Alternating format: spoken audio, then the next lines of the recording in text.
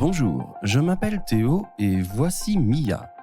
Nous sommes membres d'une équipe d'intervention de la Croix-Rouge et du Croissant-Rouge. Dans cette vidéo, nous verrons comment aménager des espaces adaptés aux enfants dans le cadre d'opérations d'urgence. Ces endroits permettent aux enfants de vivre leur enfance même à la suite de catastrophes. Quand ils sont aménagés de façon appropriée, ils ont plusieurs avantages. Ce sont des endroits accueillants.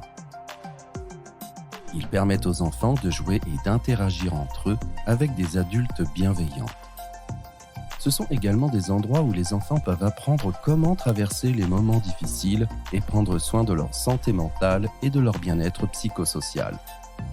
Ce sont des endroits qui favorisent l'apprentissage.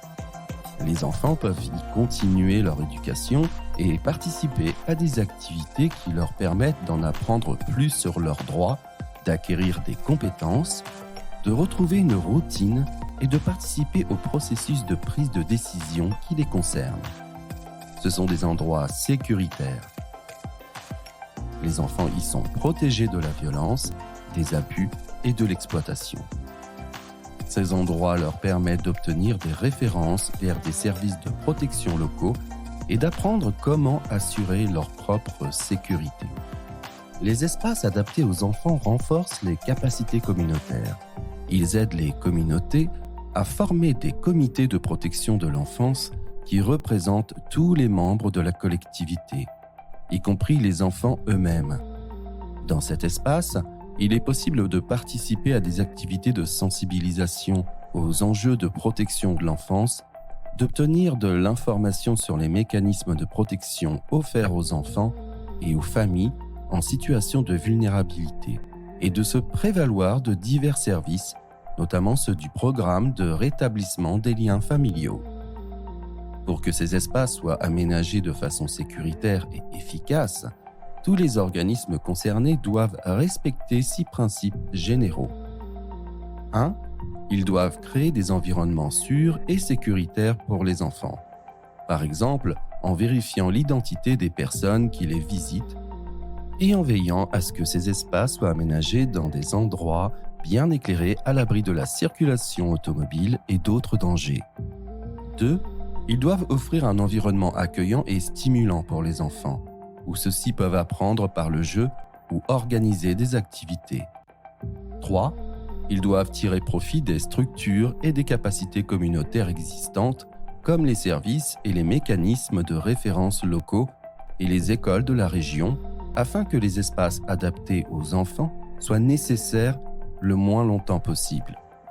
4. Ils doivent adopter une approche participative lors de la conception et de l'aménagement de ces espaces, notamment en sollicitant la collaboration des enfants, des parents et des membres de la collectivité concernée, sans égard à leur statut socio-économique, leur âge et leur genre. 5. Ils doivent offrir ou appuyer la prestation de services ou de programmes intégrés, par exemple en collaborant avec les équipes du programme de rétablissement des liens familiaux et les équipes offrant les premiers soins et des soins de santé pour que leurs services soient offerts dans les espaces adaptés aux enfants. 6. Ils doivent être inclusifs et non discriminatoires.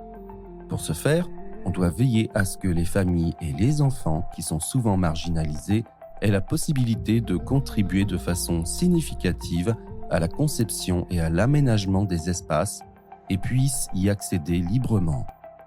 Avant d'aménager un espace adapté aux enfants, vous devez suivre les étapes suivantes.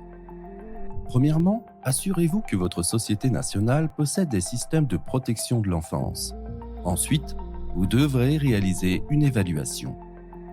Puis, vous devrez choisir un site, recruter du personnel qualifié et lui donner la formation nécessaire. Par la suite, vous devrez effectuer le suivi et l'évaluation continue du projet. Pour terminer, saviez-vous que les espaces adaptés aux enfants peuvent également être modifiés pour devenir des postes de refroidissement où les enfants peuvent se réfugier lors des vagues de chaleur?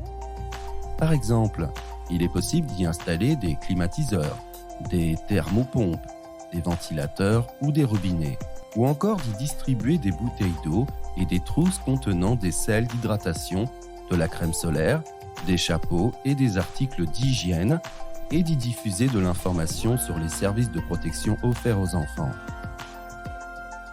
Les postes de refroidissement aménagés dans les espaces adaptés aux enfants sont particulièrement bénéfiques pour les enfants sans domicile fixe qui ne vont pas à l'école ou qui sont contraints de travailler. N'oubliez pas, ces espaces sont un élément essentiel de la préparation et de l'intervention en cas d'urgence et devraient être intégrés aux opérations de toutes les sociétés nationales de la Croix-Rouge et du Croissant-Rouge. Ces endroits permettent aux enfants de vivre leur enfance, même à la suite de catastrophes.